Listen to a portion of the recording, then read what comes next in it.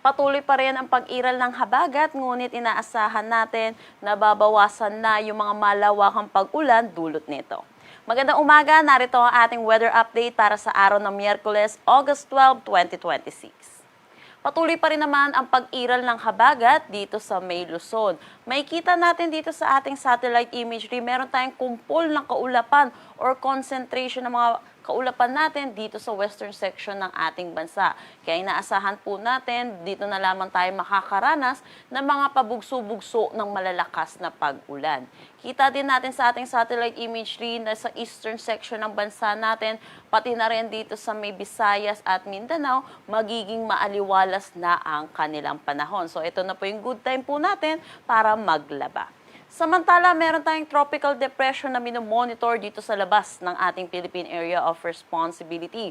Huling namataan kaninang 3 a.m. sa layong 1,990 kilometers east ng extreme northern Luzon. Wala itong direktang epekto sa anumang parte ng ating bansa at patuloy itong kumikilos palayo ng ating kalupaan.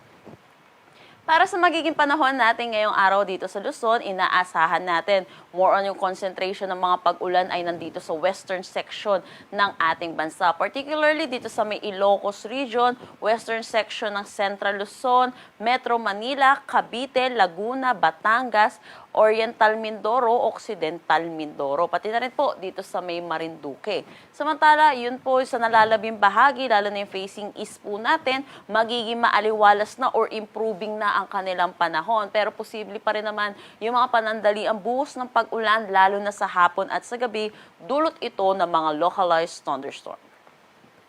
Agwat ng temperatura para sa Metro Manila, 25 to 30 degrees Celsius. Lawag, 25 to 31 degrees Celsius. For Baguio, 17 to 21 degrees Celsius. Tuguegarao, 25 to 33 degrees Celsius. For Tagaytay, 23 to 26 degrees Celsius. At Legazpi, 26 to 33 degrees Celsius.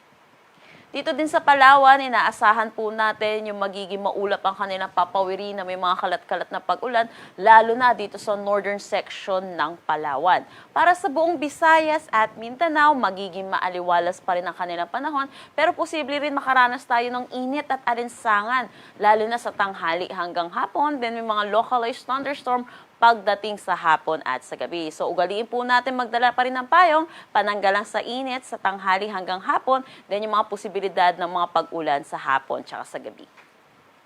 Agwat ng temperatura para sa Calayan Islands at Puerto Princesa, 26 to 33 degrees Celsius. For Iloilo, 26 to 33 degrees Celsius. Tacloban, 27 to 34 degrees Celsius. For Cebu, 27 to 33 degrees Celsius. Zamboanga, 25 to 33 degrees Celsius. Cagayan de Oro, 25 to 34 degrees Celsius. At Davao, 25 to 33 degrees Celsius. Dahil pa rin sa pag-iral ng habagat, meron pa rin naman tayong inaasahan na significant rainfall dito sa may Zambales, Bataan at Occidental Mindoro. Pinapaalalahanan po natin mga kababayan po natin na mga nakatira po dito dahil ilang araw na rin sila nakakaranas ng mga pag-ulan. Inaasahan naman po natin humihina na rin yung mga pag-ulan na nararanasan nila. Pero dahil nga po ilang araw na sila nakaranas ng mga pag-ulan, malambot na ang ating mga kalupaan. Kaya posible pa rin yung mga pagbaha at mga pagguho ng lupa. Pinapaalalahanan natin mga kababayan natin na makinig sa ating local government unit hinggil sa mga posibleng paglikas na kailangan po natin gawin. Wala naman tayo nakataas na anumang gale warning sa anumang seaboards ng ating bansa. Ang sunrise mamaya ay 5:42 a.m. at ang sunset mamaya ay 6:21 p.m. Para sa karagdagang impormasyon, bisitahin ang aming mga social media pages at ang aming website pag-asa.dost.gov.ph. At yan po muna ang latest dito sa Pag-asa Weather Forecasting Center. Chanel Dominguez po at magandang umaga.